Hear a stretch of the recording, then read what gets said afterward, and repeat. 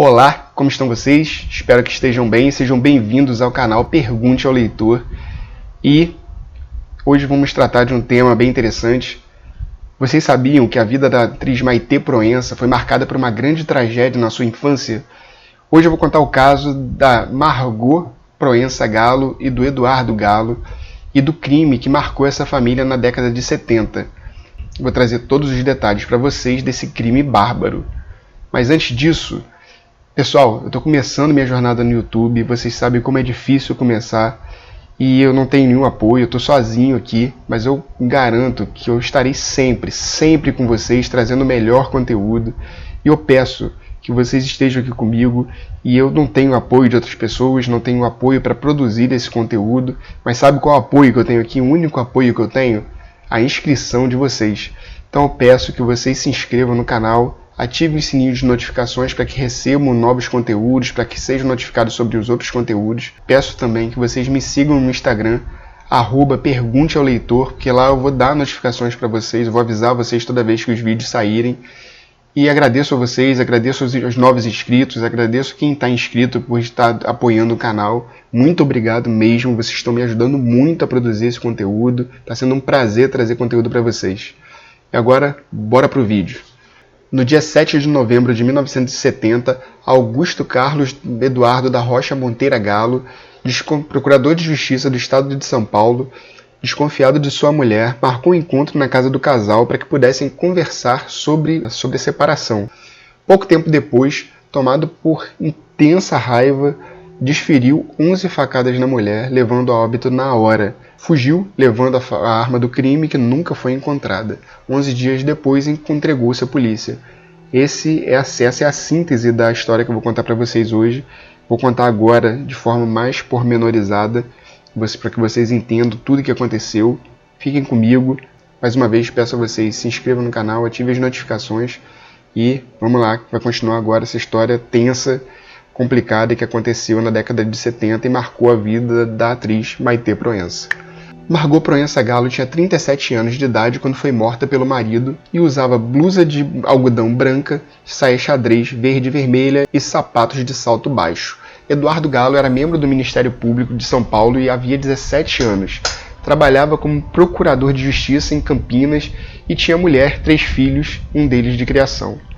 Galo narra na delegacia que 4 dias antes do crime, ele tinha marcado um jantar em casa, era uma terça-feira, e toda terça-feira o jantar era servido às 18 horas, porque o Galo dava aula após isso. Só que nesse dia especificamente, após a empregada anunciar que o jantar seria servido, a Margot disse que precisaria se ausentar durante 5 minutos e depois voltaria. Só que por não ser um comportamento comum da Margot, Galo desconfiou, seguiu a esposa e descobriu que ela tinha ido ao correio enviar uma carta. Na hora que ela estava enviando essa carta, que ela estava entregando a carta no guichê, Galo se adiantou, tomou a carta na mão dela, eles brigaram, discutiram, rasgou a carta no meio, ele fugiu com a metade da carta, ela ficou desesperada, tentou acompanhar ele, mas não conseguiu.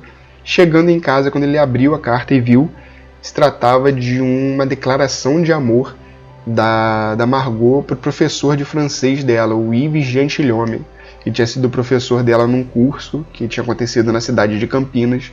E até nesse momento, o Eduardo Galo ele desconfiou, porque na época do curso eles estavam tendo muitos desentendimentos e tal, então meio que isso se justificava. Ele ficou com ódio dela.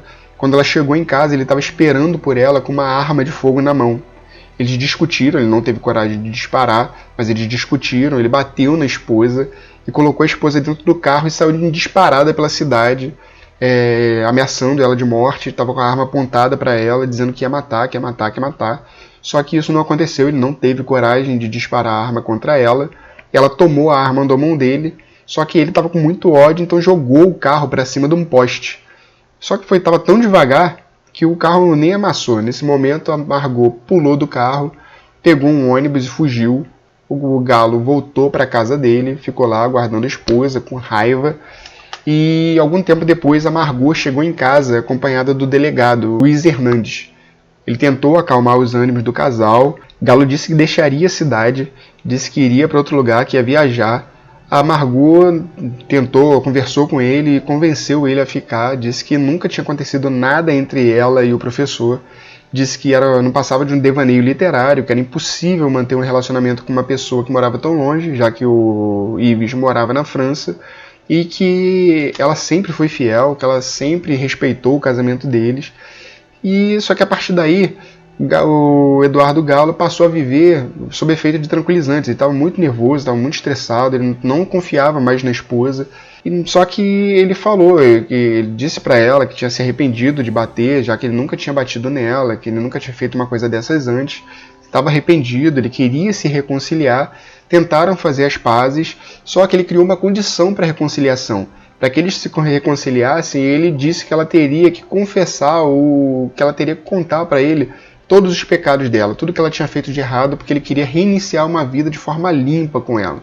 Só que ela falou que não teve nenhuma mácula, que ela sempre respeitou ele, que sempre foi fiel, que não existia mácula no casamento deles, nem no comportamento dela como mulher, como esposa, que ela sempre foi muito correta, muito fiel. Só que a desconfiança do Galo nunca acabou.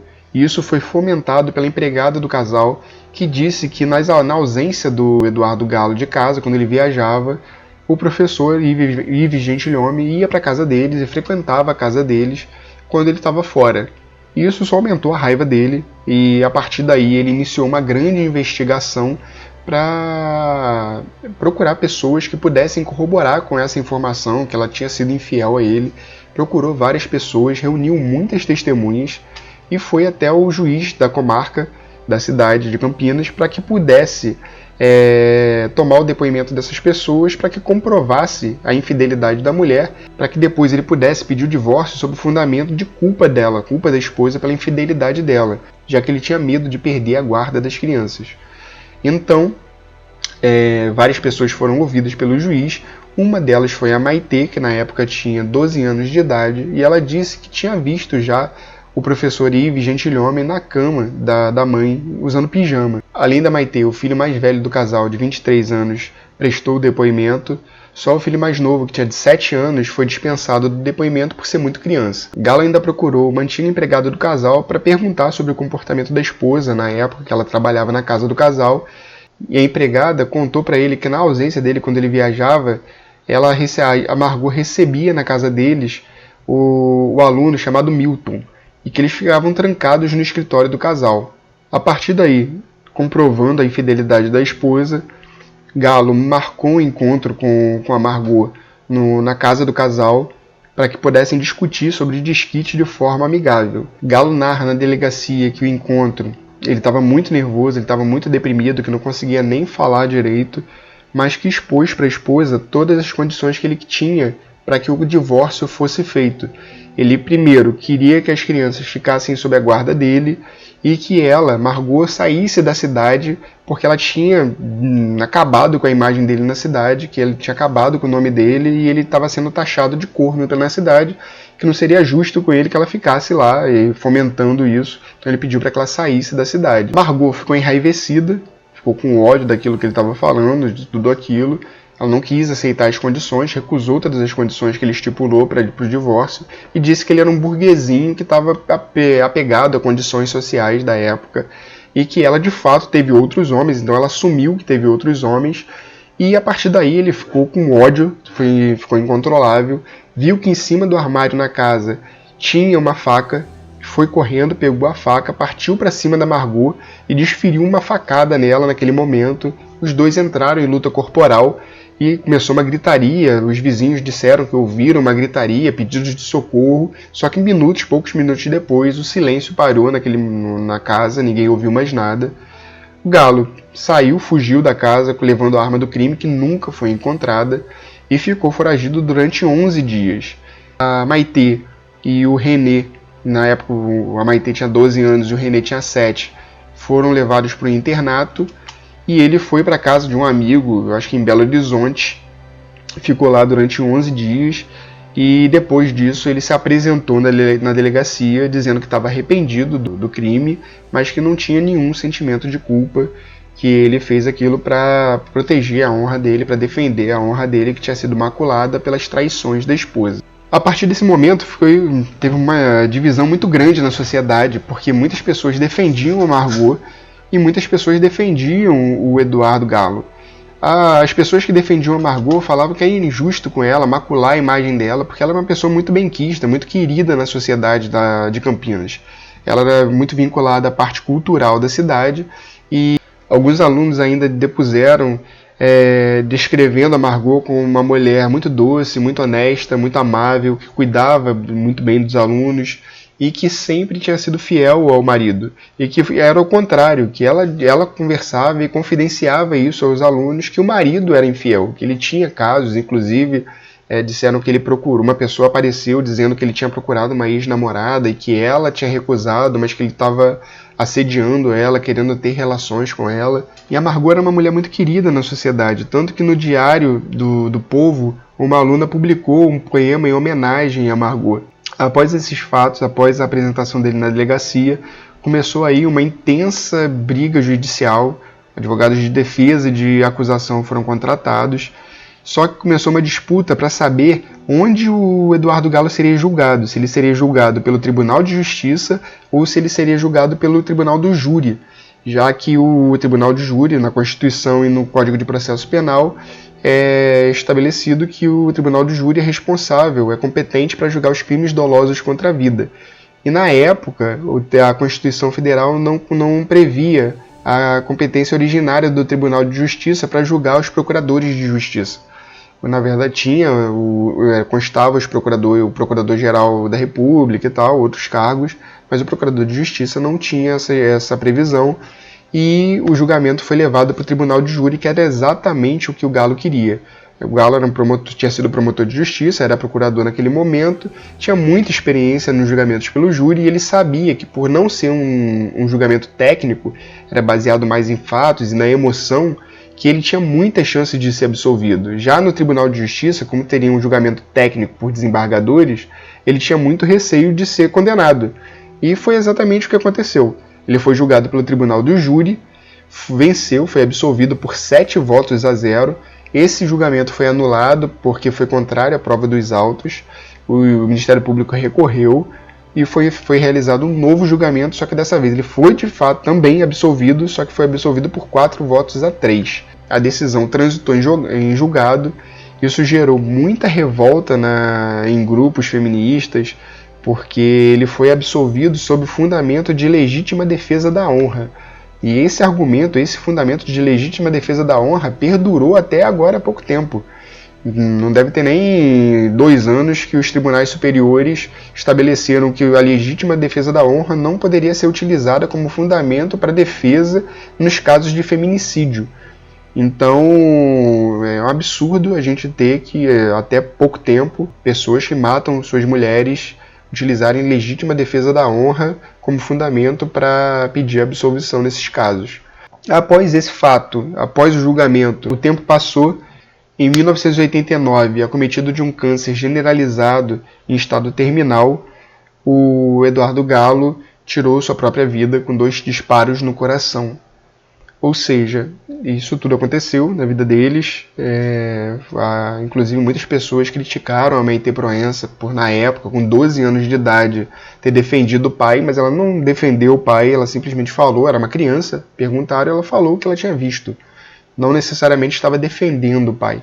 E, enfim, foi um absurdo que aconteceu. Mas é um caso muito triste, mais um caso, na época, mais um caso de feminicídio, que é comum hoje, mesmo com as leis mais severas hoje em dia, isso não deixa de acontecer. A gente tem que combater isso, tem que instruir as pessoas, temos que orientar e cuidar dessas mulheres que sofrem essas agressões. Nesse caso foi um caso de feminicídio movido pelo ciúme, mas homens hoje em dia se sentem donos de suas mulheres e não aceitam a separação, então e acabam matando nossas mulheres estão morrendo. Então a gente tem que lutar contra isso. As leis estão mais severas, a legislação tem punido mais, mas isso não tem impedido que os crimes continuem sendo cometidos, os crimes continuam acontecendo, violência continua acontecendo, e isso é um absurdo, a gente tem que combater. Eu estou tentando botar minha voz nesse momento aqui, nesse caso, para que crimes como esse, que aconteceu há muitos anos atrás, não continuem acontecendo, porque ele acontece constantemente e a gente vê isso nos noticiários e isso não pode acontecer. E esse foi o caso da Margot Proença Galo e do Eduardo Galo. Eu usei como base para esse vídeo o livro A Paixão no Banco dos Réus, da Luísa Najib Eluf. O livro está aqui na descrição do vídeo, se vocês quiserem ler o livro, tem outros casos, outros crimes descritos nesse livro. E se você gosta desse conteúdo, vai aparecer nos cards aqui mais vídeos. E deixe no comentário se vocês querem saber de algum crime específico, que eu traga algum crime específico para falar aqui, para tratar para vocês. Se vocês quiserem saber de mais algum, detalhado de mais algum, se vocês quiserem o detalhamento de mais algum crime, deixe nos comentários. Mais uma vez, peço a inscrição de vocês, que me ajuda demais, principalmente agora que eu estou começando. O like, a inscrição de vocês me ajuda muito a continuar trazendo esse conteúdo. E agradeço muito mais uma vez àqueles que estão inscritos, a vocês que estão acompanhando essa audiência, isso tem me ajudado demais. Fico muito feliz a cada inscrito que entra no canal. Então, muito obrigado e até a próxima. Fui!